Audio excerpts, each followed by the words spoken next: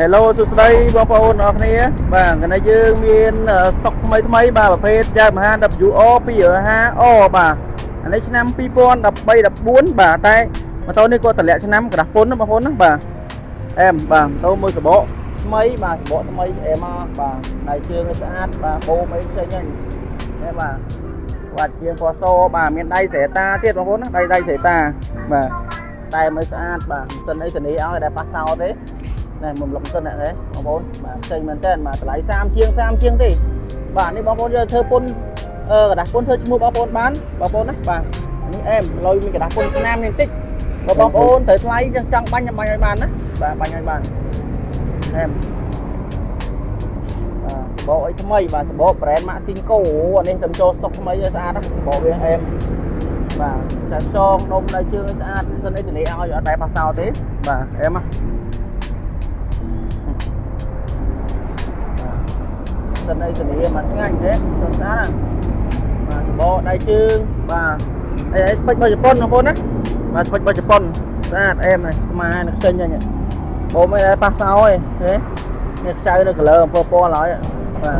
ទដៃស្រែតាស្រិនណាបាទកុងទ័រកុំអីមួយសេតបាទស្ពេចរបស់ជប៉ុនបាទកស៊ូដៃកបាំងដៃបាទសបកអីមកក្រោយថ្មីបាទបូមអីស្អាតលឹងខ្ចិញហ្នឹងថាប្រាំងថាអីមានតស្នាមទេនៅស្រិនអស់មានបាតក្រោមទៀតបាទមានបាតក្រោមមកទៀតបាទเป็นតោរ៉ាស់ពុនបងប្អូននេះនៅស្នឹមឡើយชิ้นនេះនៅស្នឹមชิ้นឡើយខ្ចៅខ្ចងឯនៅទាំងអស់បាទហើយមិនសិននឹងកណេឲ្យណាយកទៅជាមួយដល់មួយបាទនេះមានលេងស្រែតាទៀតអ្នកស្រែតាបាទមានការពារតួទៀតណាបាទនេះមកពីជប៉ុនបាទមកចុកគេតួអីស្អាតណាបាទហើយតែមชิ้นបាទ WO 250 O បាទតួសិនបាទញោហើយនេះបងប្អូនត្រូវថ្លៃចង់បានកន្ទុយក្រោយមានកន្ទុយក្រោយឲ្យកន្ទុយក្រោយវាបាទនេះកន្ទុយក្រោយសិនវាបាទជាប់មកពីម៉ូតូអាណាសាច់ចងអែមសាច់តួស្អីសម្ងាំងអីបាទ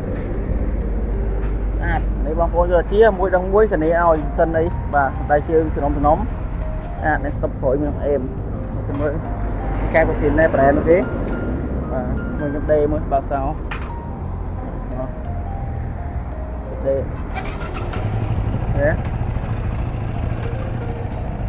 chân nó từ nấy ao nhanh rô lại còn cô này cho chất bà adventure bà chỉ mới WO PR2 O đấy bà này em anh đi ai cho play bán bảo con chi từ nam mana các bạn này nè bà ăn chất mau cái đấy tế bà này